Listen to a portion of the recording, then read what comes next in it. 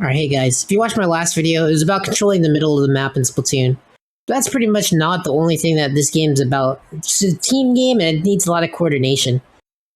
You honestly need to play around your team composition's weapons. There are meta weapons, but that's not just the only thing about it.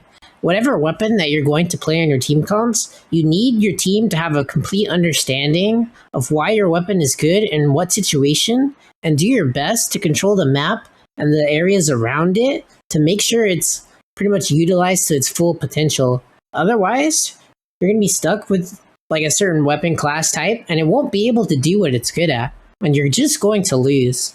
So I'm gonna spread these videos out in different classes for just like each weapon type and specific weapons and what's pretty meta right now, what people are playing, and just give you an example. So the first video that we're going to do today is going to be on the E leader and just chargers in general.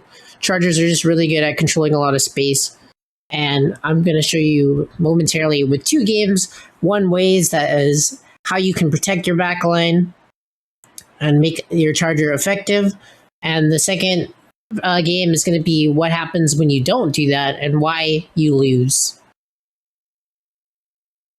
In this comp, we have E-Leader, 52, Splash, and Sloshing Machine. So ideally, E-Leader for most of the match wants to play in this area of the map, and it just gets free shots. And from pretty much any angle, it can actually get people trying to drop down from here as well. And it has cover by this pillow and this pillow. Now as for shooters, the shooters are going to try to play kind of just in the pits out here. When you're deep in the pit in this area, you're actually like out of the line of sight when you're really deep for the charger to get you. But if you're stuck in the pit, then the rest of them can push you, especially like Sloshing Machine or Splash can really just like deal so much damage to you and you just die instantly.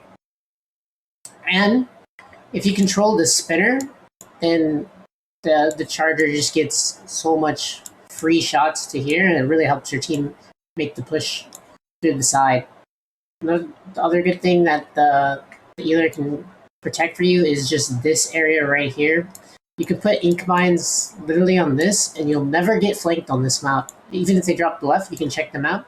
And the moment they step here, if you have two ink mines on these X's here, literally just here and here, it's going to automatically mark them, and they're going to know exactly where you're coming from. And they're just going to have to back off, or they're going to die to your front line. Their team, however, does not really have like a crazy backline. It's their backline for this game is going to be the Flingza. The Flingza is going to throw paint in our direction, send missiles, and it's just to kind of get the blaster and whatever this like mini splatling is. They're just going to attack us pretty much.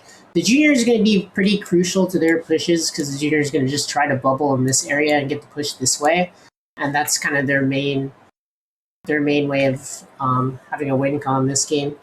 But now, yeah, you can set up these mines here, and now we're pretty much good to go for the most part on the defensive, but they still control the map, and now they're getting a push in. But that push doesn't work because, like, I believe I was standing here, and you can just get a free shot. If they try to go from the spinner to just jump straight to the plat, they will almost always just get sniped because E-Leader can just stand on this area. E-Leader can just control mid here and here from like either of these angles. And they try to get through this checkpoint and they just die. They actually just cannot do this. Like, I know the push is coming, they jump, and they die. They don't get the score.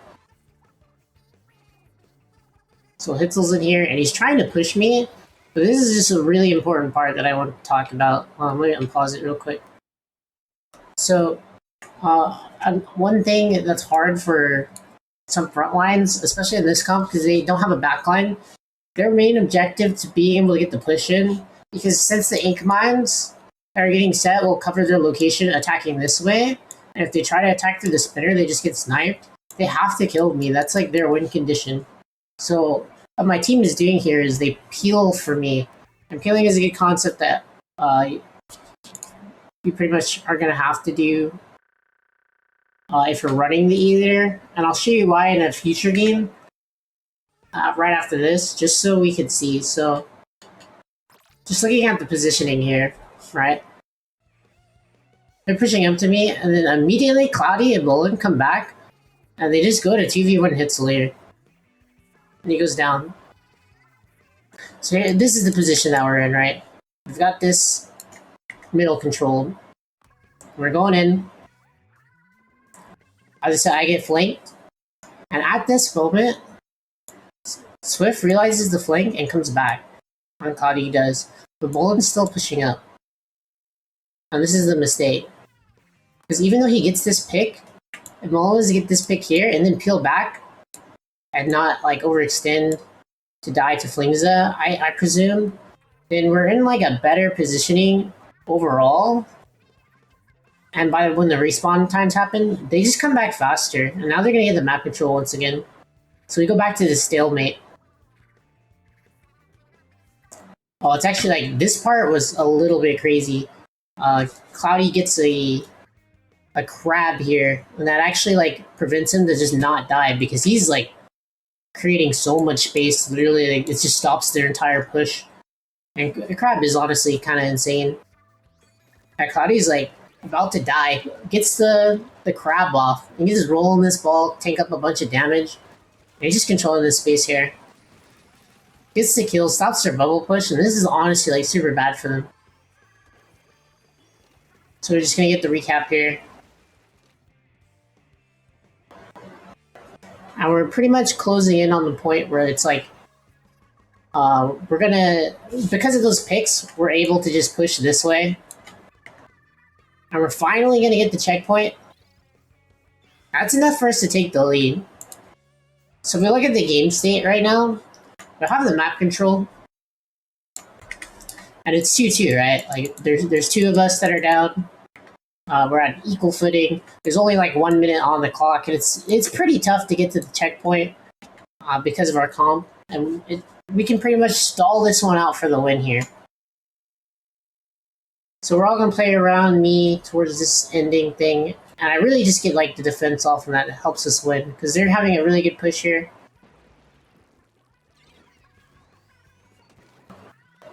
Don't get the snipe. The missiles are pushing me back. And it's rough because we're down one right now. But we're popping all the specials. The Booyah Bomb gets stuck. But it creates enough space to regain this. And now, this is a very similar situation to exactly when Mullen was pushing on the left side. So let me actually pause here. So right here, the Flingza tries to push too far into the E-Leader, especially when there's cover going and during the push. And this stops the push. The exact same thing happened on this side of the map. When you're pushing this too far, you're going too far to the backline, the backline just kills you. And then the push is just pretty much ruined. But it's okay. Once again, great Booyah Bomb. We're watching it. And here's the overextend.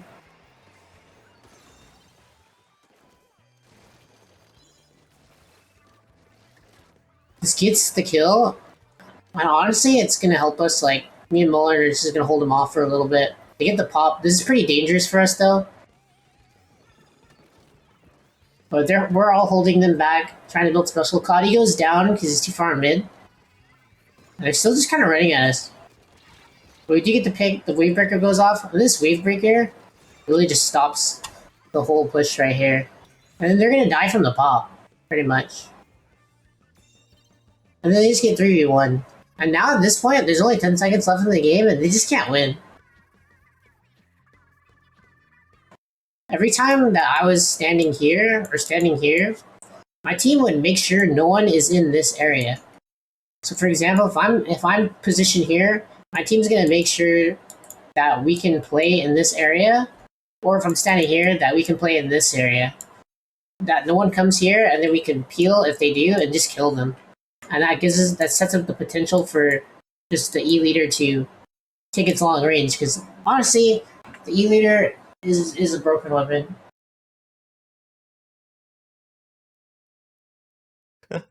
Okay, so yeah, so this is the bow. The bow's gonna get 2 missiles here in under 20 seconds, by the way.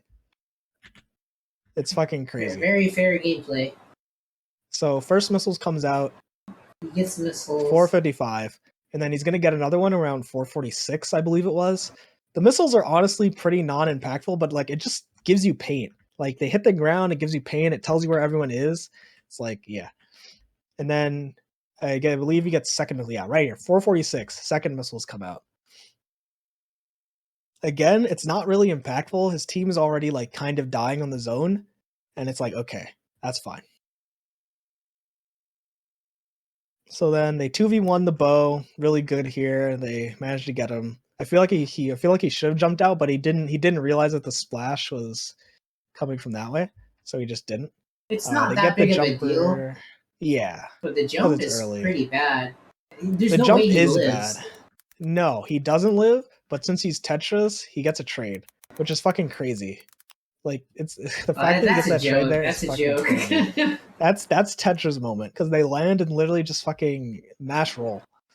You gotta throw the bomb on it. Yeah, you gotta throw a bomb for sure. Okay, and here's where the int is about to happen. Here's where the int is about to happen. Oh fuck! I had to roll it back. This is the int. This is the biggest int I've. I don't know what he was doing. Okay, so boom, boom, boom. You see him. You see this guy going over here, and you know the positioning of your teammates. His end zap is over here and lower, and he sees the junior, or he sees someone. He doesn't know it's the junior. He sees someone swim by, and like I kind of get his thought process, but he's about to make the game-losing play. He sees the Tetris fucking slide by him. I don't know how he doesn't fucking die, but he manages to get away. But instead of dropping off this way and trying to help his end zap, he's literally going on this long flank to help his shot kill a range blaster that's already dead. Meanwhile, the junior wins a 1v1 on the end zap because he has fucking bubble, and then their E-leader has to move because he's about to get. He doesn't know where anyone is. So their E-leader just like. So this is huge because like I play E-leader and it's really annoying when my team will push too far up. You need to play. Yeah. You need to play around the E-leader if you're running E-leader, or it's true. Or the map control just goes to shit instantly. It's true. That's exactly why they fucking lose. They don't play for their E-leader, and then so the shot actually jumps back. But then this weird thing happens where like this crab is fine. Like this crab is kind of okay. I get the reasoning behind using the crab, but it's so segmented off from the rest of his team that like it's very easy for it to be a non-factor.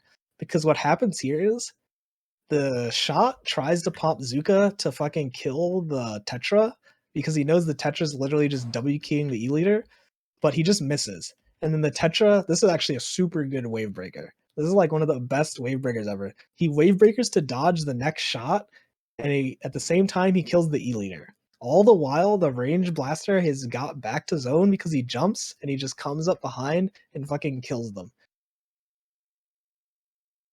Like all this time, this crab isn't really doing anything. Yeah. The crab isn't doing anything because his team's over. He needs help over here, but he's over here, and there's all this cover that the and now they're just stuck lower, like in their plat, and like Pian is trying to set up. He's the splash. He's trying to set up a jump. Maybe is that what's happening here? He doesn't do anything. That's the throw. He doesn't do anything. He stays here. He just stays here. He doesn't leave. He doesn't leave. He goes and paints for crab, but like this is an int because like he's gonna pop the crab he's not helping over his team. His splatter shot goes down because he just gets fucking 3v1 basically. Yeah. And so now like, the junior's like painting the entire map right now. Yeah, exactly. And he's still here. He's still here, just doing nothing. He's not doing anything. He uses crab again, and they're just out of range. Yeah, this isn't gonna work out. This is a turbo in, and then he finally like he's still here, and then he just dies. So like the game is over, and then the game is over. The junior pops a bubble for the range blaster, which is what I was saying. Like if Cloudy pops a bubble in this situation where they're pushing from this way, just like right here, and Shadow just fucking gets in the bubble, they can't do anything. Because like the junior literally just puts bubble down for the range blaster. They can't interact. Bubble's how you get defend or get through the choke points. And like pause before it ends. Oh fuck. It's okay. Yeah.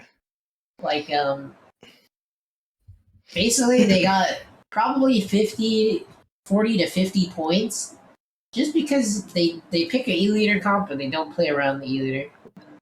That's super bad. Basically, yeah. Okay.